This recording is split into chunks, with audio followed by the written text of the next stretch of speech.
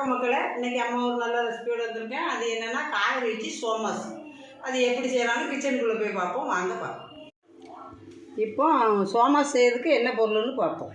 குடமிளகா ஒரு மிளகா, 50 முட்டைக்கோஸ், 50 கிராம் கேரட், 50 கிராம் பல்லாரி, 2 கீத்து தேங்காய் நறுக்கி வச்சுருக்கேன். நீங்கள் பூத்திரி கூட போட்டுக்கோங்க. 4 பச்சை மிளகா வச்சுருக்கேன், எனக்கு தேவைக்கு வச்சுருக்கேன். நீங்கள் கூடுதலாக போடணுன்னா போட்டுக்கோங்க. ஒரு குத்து கருவேப்பிலை, ஒரு பூண்டு, கொஞ்சோண்டு இஞ்சி நறுக்கி வச்சுருக்கேன். மைதா மாவு ஒரு 1/4 கிலோ எடுத்து வச்சுருக்கேன். இது பிணையதப்பம் காட்டுதேன். இப்போ அடுப்பத்தை வச்சு சட்டியை போட்டிருக்கேன், காஞ்சிக்கிட்டு இருக்குது. இப்போ அதில் கொஞ்சோண்டு ஆயில் ஊற்றுதேன்.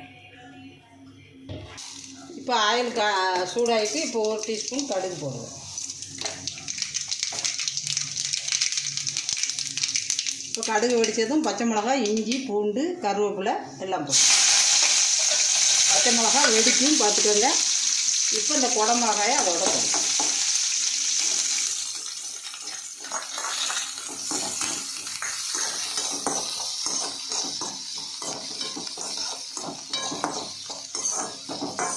வெங்காயத்தை தட்டிடுவோம். குடமிளகா கொஞ்சம் தனியாக போட்டோம்னா நல்லா வசங்கிடும். அதனால தான் அதை முதல்ல போட்டேன். இப்போ வெங்காயம் போட்டுக்கிட்டேன். இது கொஞ்சம் வசங்கட்டும். இப்போ வெங்காயம் கொஞ்சம் நல்லா வதங்கிடுச்சு. இப்போ வந்து இந்த கேரட்டு தட்டு எல்லாம் நல்லா கழுவி சுத்தமாக வச்சுருக்கேன்.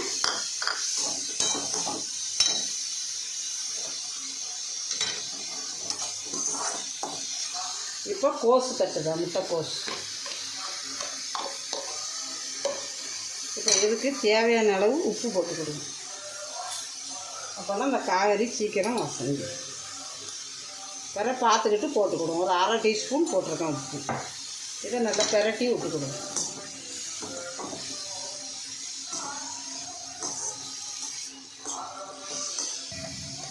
மஞ்சள் பொடி ஒரு சிட்டிகை போட்டுக்கிடுவோம். போட்டு இப்போ பெரட்டி விட்டுருவோம். தண்ணி இப்போ கொஞ்சோண்டு தண்ணி ஊற்றி மூடி வச்சுருவோம். வெந்துக்கிட்டு இருக்கட்டும். அதுக்குள்ளே நான் தேங்காய் அரைச்சிட்டு வரேன். இப்போ தேங்காயை போட்டேன். இதில் வந்து நம்ம வந்து சும்மா தான் பூ மாதிரி இதில் சுற்றிட்டு வரணும். அதனால் வேறு தண்ணியெல்லாம் ஊற்ற வேண்டாம். தேங்காய் அரைச்சிட்டு வந்துட்டேன். இப்படி அரைச்சிக்கிடணும். இந்த போடுதேன். தேங்காய் போட்டால் நல்லா டேஸ்ட்டாக இருக்கும்.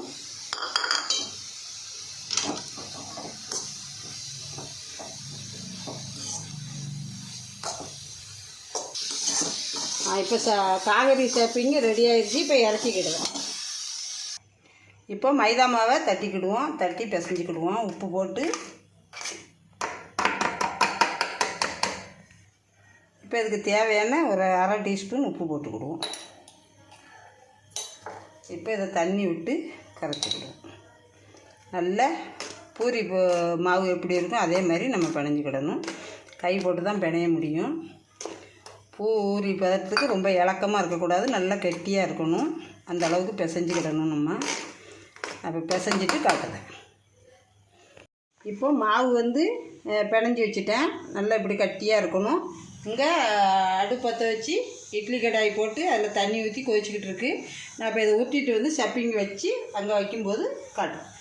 இப்படி ஒரு பெரிய கோழிக்காய் சைஸுக்கு எடுத்துக்கிடணும். நம்ம பூரிக்கு எப்படி எடுப்போம் அதே மாதிரி எடுக்கணும். நான் பூரி அகலம் வரக்கூடாது. இதை நான் திரட்டிட்டு காட்டுவேன்.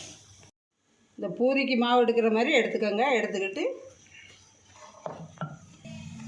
பூரிக்கு மாவு எடுக்கிற மாதிரி ஒரு சின்ன உருண்டை எடுத்துக்கிடணும். இந்த அளவுக்கு நம்ம வந்து தேய்ச்சிக்கிடணும்.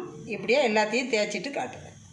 இப்போ இந்த காய்கறியை அதுக்குள்ளே வச்சுட்டேன். இப்போ வந்து எப்படி இதை உள்ளே வந்து நம்ம செட் பண்ணணும்னா இங்கே பாருங்கள், இப்படியே எடுக்கணும்.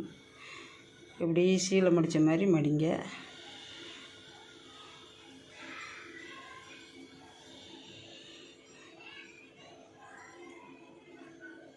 இப்படியே மடிச்சுக்கிட்டு வரணும் நம்ம.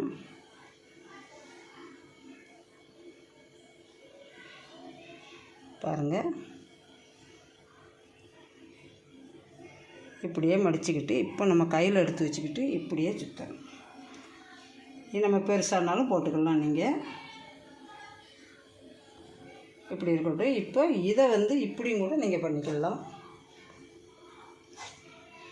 எந்த ஷேப்பில் வேணாலும் நீங்கள் போட்டுக்கலாம். இது சோமாஸ். இட்லி சட்டி சூடாகிடுச்சு, தண்ணியெல்லாம் கொதிச்சிட்டு இப்போ இந்த தட்டில் கொஞ்சோண்டு எண்ணெய் தடவிக்கிடுவோம். இங்கே எல்லாம் ரெடி பண்ணி வச்சுட்டேன். இந்த ஷேப்லேயும் போட்டுக்கலாம், நீங்கள் இந்த ஷேப்லேயும் போட்டுக்கலாம், எந்த வடிவத்தில் வேணாலும் நம்ம போட்டுக்கலாம், நம்ம விருப்பம்தான்.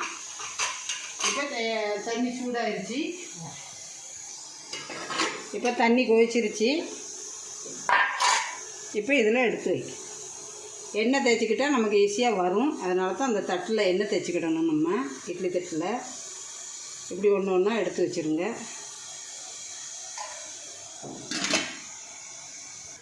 இப்போ எல்லாம் வச்சுட்டேன்.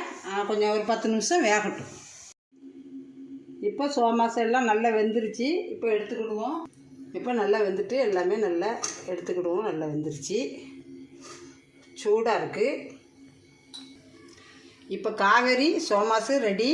அதனோட தக்காளி சட்னியும் ரெடி பண்ணியிருக்கேன். வாங்க சாப்பிடலாம். சாப்பிட்டு எப்படி இருக்குன்னு சொல்லுங்கள் மக்களே. இப்போ காவேரி சோமாஸு ரெடி பண்ணி தக்காளி சட்னியோடு உங்களுக்கு காட்டியிருக்கேன். அதை எப்படி இருக்குன்னு சாப்பிட்டு பார்த்துட்டு சொல்லுங்கள். பிடிச்சிருந்தா லைக் பண்ணுங்கள், ஷேர் பண்ணுங்கள். அம்மா சேனலை சப்ஸ்கிரைப் பண்ணுங்கள். மீண்டும் ஒரு நல்ல ரெசிபியோடு அம்மா வரேன். நன்றி, வணக்கம்.